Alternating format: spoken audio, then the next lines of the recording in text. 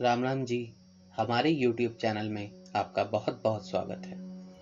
क्या आप जानते हैं, एक बार गणेश जी ने पृथ्वी के सभी इंसानों की परीक्षा लेने का विचार किया। उन्होंने अपना वेश बदलकर एक छोटे से बालक का रूप बना लिया और इधर उधर घूमने लगे। उन्होंने अपने एक हाथ में एक चुटकी भर चावल व दूसरे हाथ में एक चम्मच दूध ले लिया और गली गली घूमने लगे और लोगों को कहने लगे कि कोई मेरे लिए खीर बना दो, कोई मेरे लिए खीर बना दो। लोग उन पर हंस रहे थे। एक व्यक्ति हंसते हंसते बोला कि एक चुटकी चावल और एक चम्मच दूध से कोई कैसे खीर बना सकता है? यह बालक पागल हो गया है।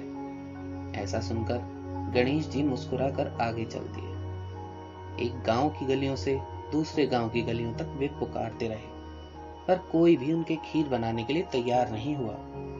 सुबह से शाम हो गई। तभी गणेश जी ने देखा कि एक बुढ़िया अपनी झोपड़ी के बाहर बैठी हुई थी। गणेश जी ने उस बुढ़िया से कहा, कोई मेरी खीर बना दो। बूढ़ी औरत बहुत गरीब थी, परंतु कोमल हृदय की थी। सोचने लगी, बेचारा बच्चा बहुत परेशान हो रहा है, कोई भी इसके लिए खीर बनाने को तैयार नहीं है। उसे बच्चे पर रहम आ गया और वह बोली, बेटा ला, मैं तेरे लिए खीर बना देती हूँ। तब गणेश जी ने बुढ़िया से कहा कि चावल और दूध रखने के लिए अंदर से कोई बर्तन ले आओ। बुढ़िया झोपड़ी में से छोटी छोटी कटोरी ले आई। तब गणेश जी ने कहा, जाओ अपनी झोपड़ी का सबसे बड़ा बर्तन ले आओ। तब बुढ़िया झोपड़ी का सबसे बड़ा बर्तन ले आई। तब गणेश जी ने बर्तन में दूध उड़ेलना शुरू किया तो बुढ़िया की आश्चर्य की सीमा ही ना रही। बर्तन पूरा दूध से लबालब भर गया। वह और बर्तन ले आई। इस तरह जितने भी बर्तन बुढ़िया की झोपड़ी में थे, वे सभी दूध से लबालब भर गए और बचे हुए बर्तन में गणेश जी ने चावल भर दिए। तब गणेश जी ने बुढ़िया से कहा कि मैं स्नान करके आता हूँ, तब तक तुम खीर बना लो। तब बुढ़िया ने कहा, मैं इतनी खीर का क्या करूंगी? तब गणेश जी ने कहा, क्यों ना तुम सारे गांव को आज दावत दे दो। बुढ़िया ने खुश होकर कहा, यह तो बहुत अच्छी बात है, मैं ऐसा ही करती हूँ। बुढ़िया ने बड़े प्यार व स्नेह से खीर बनाई तो खीर की भीनी भीनी खुशबू चारों ओर फैलने लगी। बुढ़िया गांव में न्योता देने पहुंची तो लोग उस पर हंसने लगे कि जो कल तक भीख मांगकर गुजारा करती थी, वह आज खीर खिलाने चली है। परंतु लोग कोतूहलवश वे खीर की भीनी खुशबू से खींचकर बुढ़िया के घर की ओर चल दिए। जब बुढ़िया की बहू को पता चला तो वह अपने बच्चों को लेकर सबसे पहले झोपड़ी में पहुंच गई।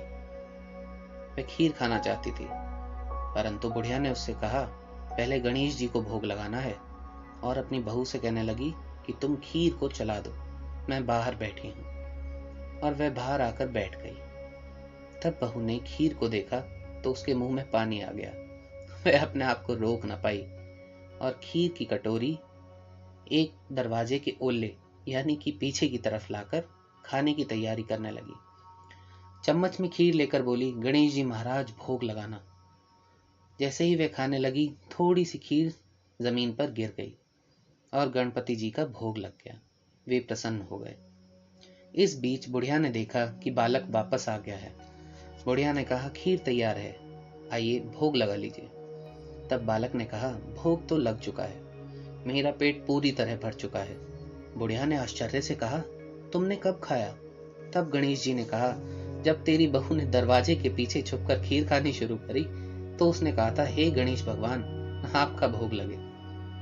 अब माई, तुम भी खीर खा लो व अपने परिवार व गांव वालों को भी खिला दो। तब बुढ़िया ने कहा, यह खीर तो बहुत ज्यादा है, सबके खाने के बाद भी बच जाएगी, मैं उसका क्या करूंगी?